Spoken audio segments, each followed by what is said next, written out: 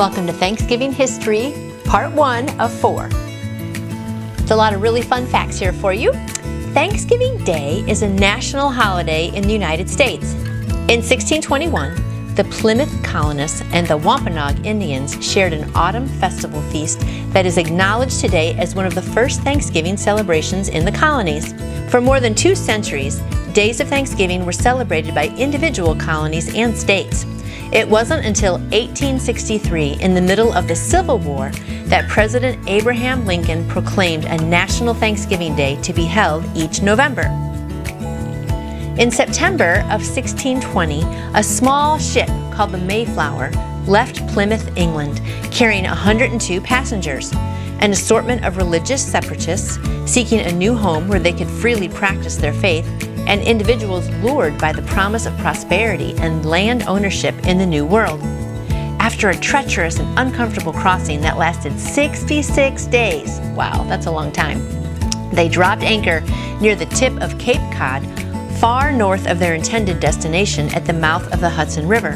1 month later, the Mayflower crossed Massachusetts Bay, where the Pilgrims, as they are now commonly known, began the work of establishing a village at Plymouth Rock. Throughout that first brutal winter, most of the colonists remained on board, where they suffered from exposure, scurvy, and outbreaks of contagious disease. Only half of the Mayflower's original passengers and crew lived to see their first New England spring.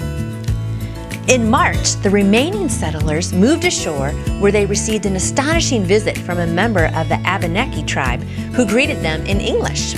Several days later, he returned with another Native American, Squanto, we all know him, a member of the Patuxet tribe who had been kidnapped by an English sea captain and sold into slavery before escaping to London and returning to his homeland on an exploratory expedition.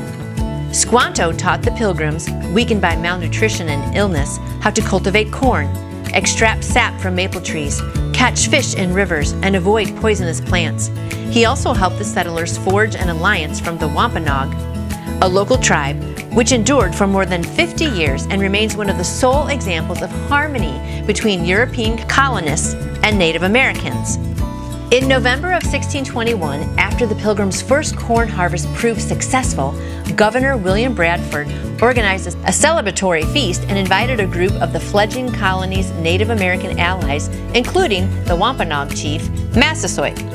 Now remembered as America's first Thanksgiving, although the Pilgrims themselves may not have used this term at that time, the festival lasted for 3 days. While no record exists of the first Thanksgiving's exact menu, much of what we do know about what happened at the first Thanksgiving comes from Pilgrim chronicler Edward Winslow, who wrote, "Our harvest being gotten in, our governor sent 4 men on fowling, so that we might after a special manner rejoice together, after we had gathered the fruits of our labors. They gathered in 1 day fowl and 5 deer, and although it might not always be so plentiful as it was at this time with us, yet by the goodness of God we are so far from want that we often wish you partakers of our plenty." Historians have suggested that many of the dishes were likely prepared using traditional Native American spices and cooking methods. Because the Pilgrims had no oven and the Mayflower's sugar supply had dwindled by the fall of 1621, the meal did not feature pies, cakes, or other desserts, which have become a hallmark of the contemporary celebrations. And it is believed that lobster, seal, and swans were also on the Pilgrims' menu. I never knew that before. Finally, historians have noted that Native Americans had a rich tradition of commemorating the fall harvest with feasting and merrymaking long before Europeans set foot on American shores. I bet they did, because in the fall you always have the harvest and it's a good time to give thanks. So I hope you learned a little something, I did, about this first Thanksgiving, and we'll have more on this tomorrow. And I would love to answer any questions you may have about faith in Jesus. You can contact me through my website, nancyjoytoyou.com.